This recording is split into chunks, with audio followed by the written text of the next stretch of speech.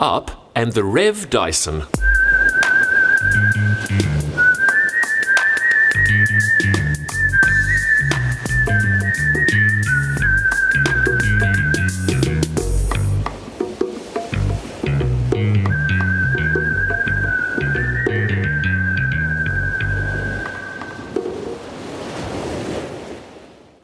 Way down south, down near the bottom of the world, as they say, there lies a small island.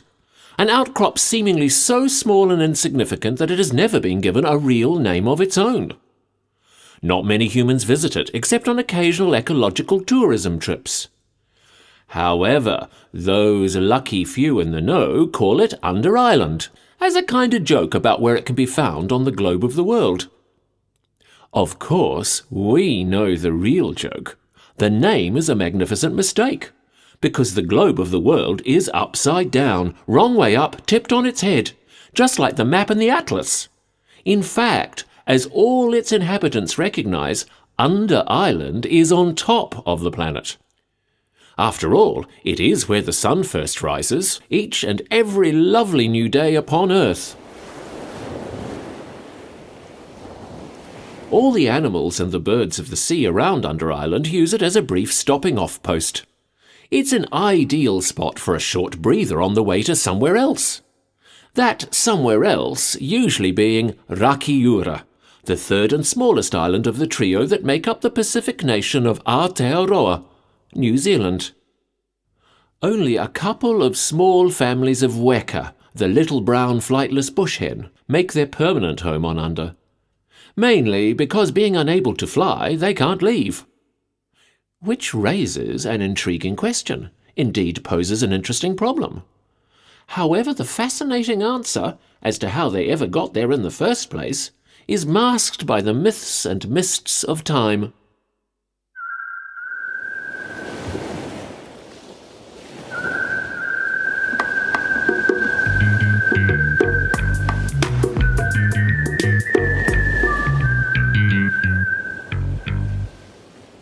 Up, the little brown Weka was feeling a lot bored on that day in spring when Rewi and his tourist boat Rafiti turned up on the island.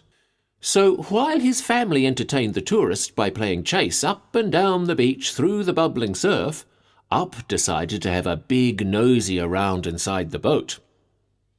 Weka love anything that shines, therefore all the glint and gleam of Rafiti's nautical equipment really sparked his curiosity. Up explored Rafiti from stem to stern.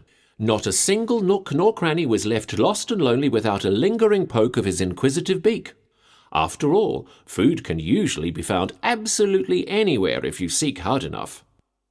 Unfortunately, on this occasion the rewards were few and far between, because all the food had been carefully stowed and the boat's galley thoroughly cleaned. Eventually, Up became worn out by his investigative endeavours, so he tucked himself in behind the chilly bin of beer for a wee recuperative nap. When Rewi and the tourists got back after sharing their picnic lunch with the other Weka, they didn't notice the smallest member of the family stowed away in the darkness of the gunwale.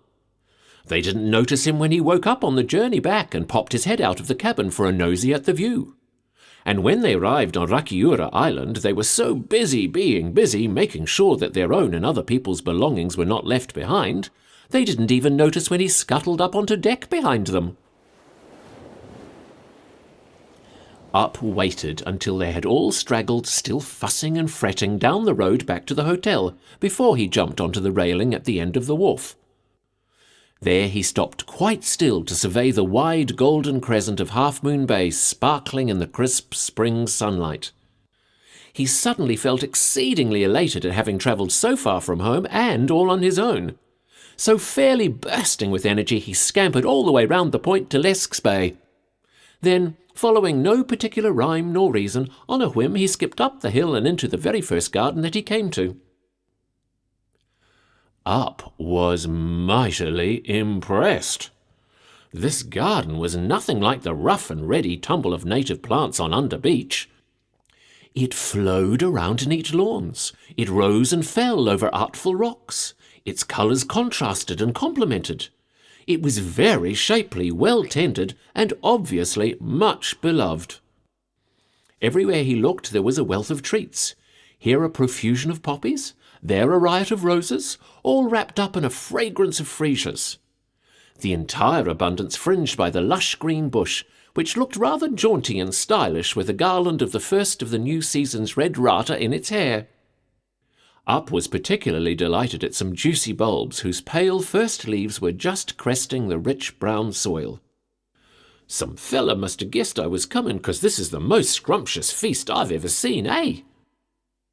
Up had just finished another delicious mouthful of moist Moorish cream freesia when the most extraordinary figure suddenly loomed above him.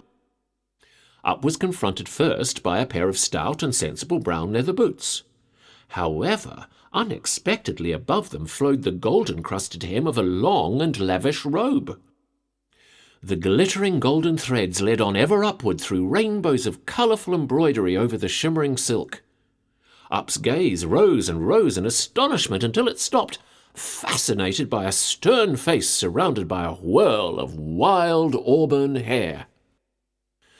Little did he know it, but Up had just met the Very Reverend A.L. Dyson, and the Very Reverend A.L. Dyson was very angry. She had been walking home after taking the Sunday evening service at the Christian All Sorts Church, and had decided that before she took off her robes and regalia, she'd have a wander round her prize garden. Up was very fond of humans, and was especially pleased to meet one of such imposing and colourful style. Without waiting for so much as an introduction, he popped his head to one side and began to chat happily to her. But the Rev Dyson stayed resolutely mum and said nothing in return. Instead, very slowly, she produced a broom from behind her back and then suddenly swooped down on him. "You little horror! You've completely devastated my precious spring bulbs!" Up didn't understand what she said, but thought to himself, "Way, choice, eh? Most humans just stand and laugh and sometimes throw me food, but this lady, she is playing chase and dress-ups with me, eh?" He ran off, chuckling to himself. "Aren't I a lucky fella to meet such a nice lady? She must think I'm really special to make this much of an effort, eh? You know what?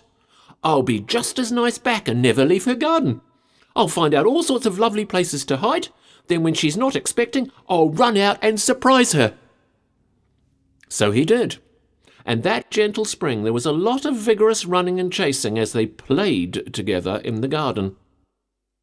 The Rev Dyson's husband, Fisherman John, even turned off the telly of an evening and instead sat on the porch in front of the Christian All Sorts vicarage to watch them frolic.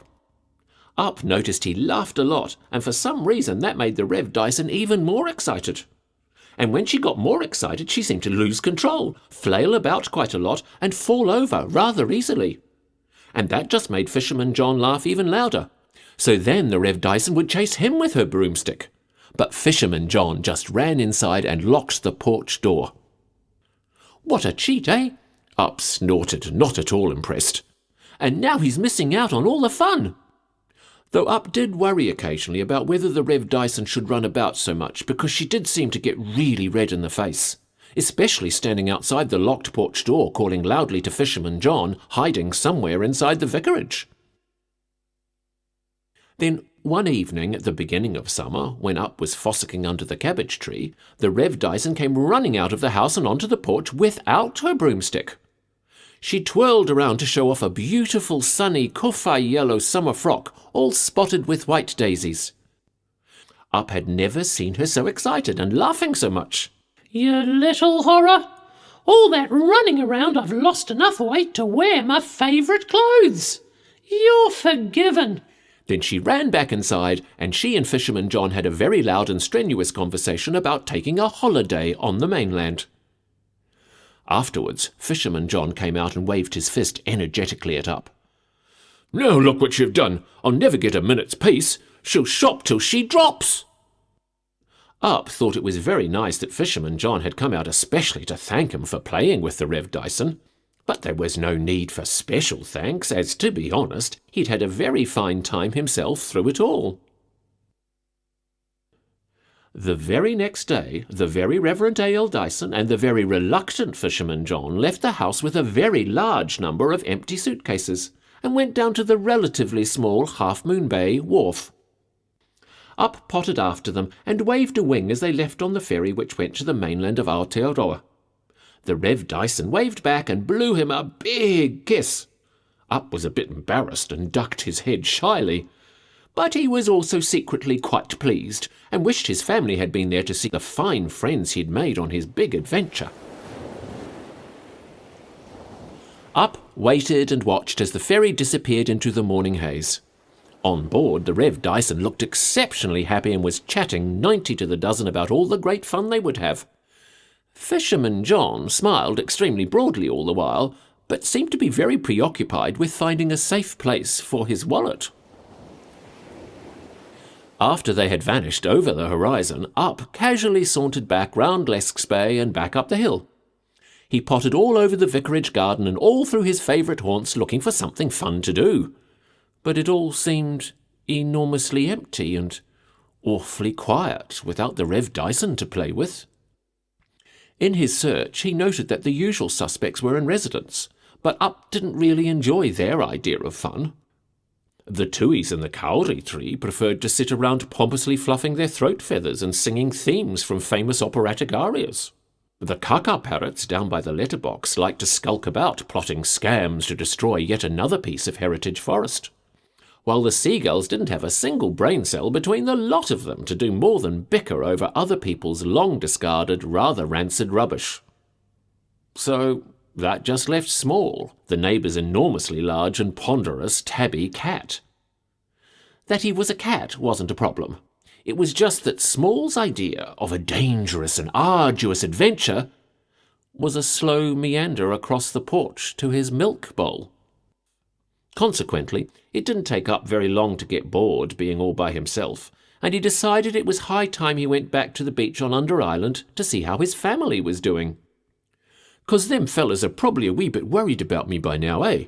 I should probably head home and put them out of their misery. Tell 'em everything's choice, eh?" Just on the quiet, between you and me and this stumpy tree fern on my left, I think that Up was actually a mite lonely, and more than a touch homesick as well. But whatever the reason, quietly at dawn the next morning, Up stowed away again on Rewi's tourist boat Rafiti, and went home for Christmas and the rest of the summer.